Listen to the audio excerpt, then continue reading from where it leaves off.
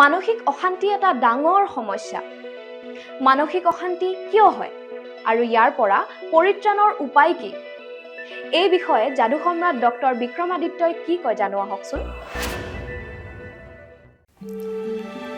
সাধাৰণতে আমি এটা মানসিক অৱস্থাত ভুগো যে আমাৰ ওপৰত কোনোবাই কিবা কলা যাদু কৰিছে নেকি, আমাৰ ওপৰত কোনোবাই কিবা যাদু টনা কৰিছে নেকি, আৰু এই সন্দেহত আমি এটা মানসিক চাপত ভুগো। কেতিয়াবা আমি অনুভৱ কৰোঁ যে ঘৰটোত সোমালে বেয়া লাগে, বেমাৰত পৰি আছোঁ, দুৰ্ঘটনা হ'ব ধৰিছে, হোৱা কামবোৰ বাধা পৰিছে। এনেকুৱা যদি স্থিতি আপোনালোকে সন্মুখীন হয়, এটা সৰু উপায় কৰি চাব পাৰে। গা ধোৱা পানীত অলপমান তিল মিহলি কৰি গা ধুব আৰু লাহে লাহে এইবোৰ অসুবিধা আপোনালোকৰ পৰা আঁতৰা আৰম্ভ হ'ব।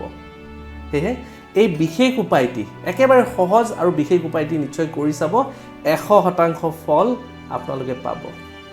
ধন্যবাদ। আপুনি যদি জীৱনত কিছুমান সমস্যাৰে যুঁজি আছে আৰু সেই সমস্যাৰ সঠিক সমাধান বিচাৰি পোৱা নাই, তেনেহ'লে ইয়াৰ সঠিক সমাধানৰ বাবে আজিয়ে যোগাযোগ কৰক বিক্ৰমাদিত্য এষ্ট্ৰ এণ্ড স্পিৰিচুৱেল চেণ্টাৰত। যোগাযোগৰ নম্বৰ 8822332200।